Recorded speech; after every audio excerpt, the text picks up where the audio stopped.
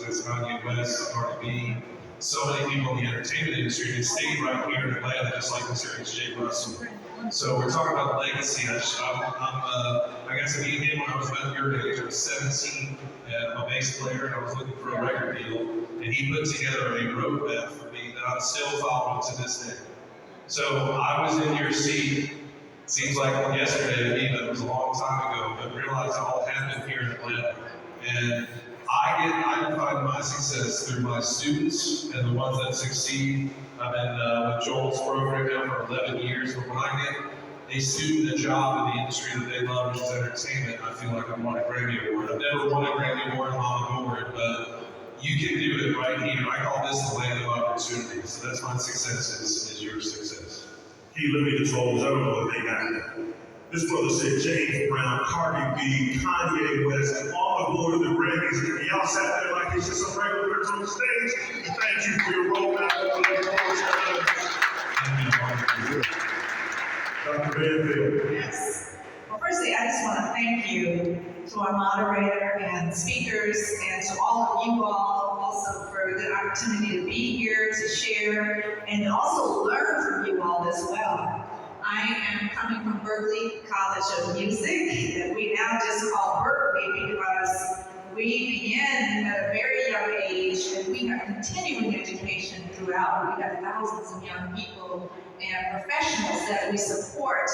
And I would say in answer to the question, as you were speaking, I was thinking about mentors, also the success of being able to be in situations where it really takes a village for all of us to be able to provide opportunities for everybody. And then certainly in the work that I do, particularly pre-college, that it's an opportunity to be able to help nurture and meet young people where they are and help them to realize their dream. So that means bringing investors on board, making sure that we have the scholarships and all the resources in the spaces so that young people have those opportunities to take chances, to take risks, but also a lot of young people, you all are already doing work. I know you all are trying, experimenting, doing different kinds of jobs and things, are already entrepreneurs. So I would say that that success also comes through the young people that we're able to mentor all the way through into their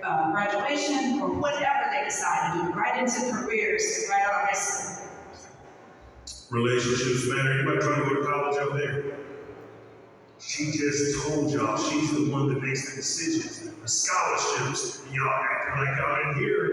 I just want to say, okay, a tuition scholarship that I just awarded to 13, 14 people is roughly worth about $200,000.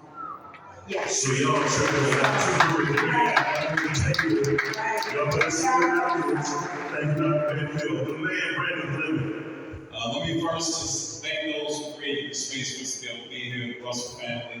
I'm honored to be able to share the stage with two of my heroes, Jay Bailey and Rodney Bullard, and two good friends. It's a pleasure to meet you.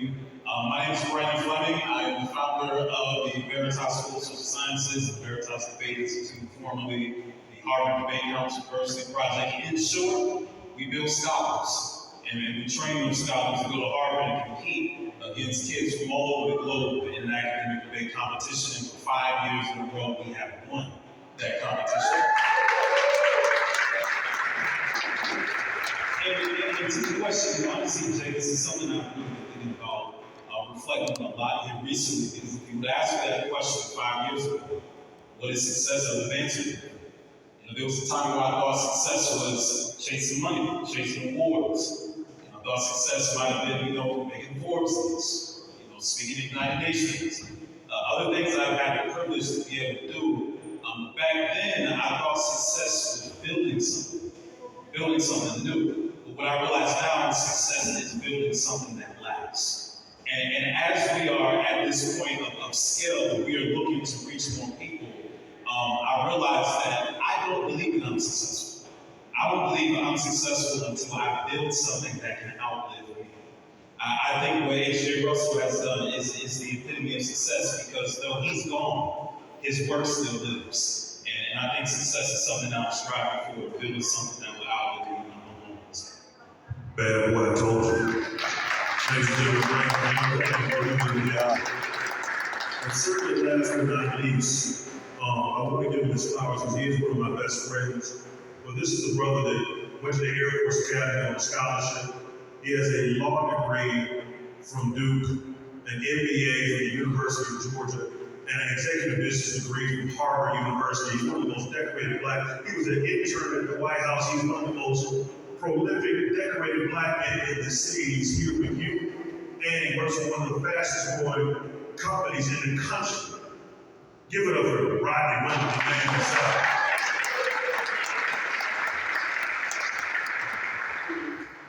It is my pleasure to be with you all. It's my pleasure to be with you all. I am absolutely honored to be on the stage with Jay Bailey and with these luminaries on the other side of me. You know, when I was your age, actually a bit younger, my father put me on the phone with Dr. Benjamin Elijah Mays. Now, you may not know that name, but you do know Dr. King. And Dr. Mays was Dr. King's mentor. And he was the president of Morehouse College. And I was young, and quite frankly, I didn't want to be on the phone call with Dr. Mays. I wanted to do something else. But my father made me listen to him. And he said, Roger, I want you to understand what success is. He said, I want you to go out and get as much education as you can get. I want you to go out and I want you to do well in business. I want you to do well in whatever pursuits you do. But then I want you to understand that success is not for you. That true success is your ability and your position to give back to who is behind you. And so now I work at Chick-fil-A, and I run corporate responsibility, and as people will say, I run the Chick-fil-A Foundation. I give away scholarships, I give away money on behalf of Chick-fil-A, an $18 billion. And what I have realized is success is taking yourself as far as you can go so you can be in a position to get much as you can back. And that should always be your mantra. So thank you for allowing us to be here.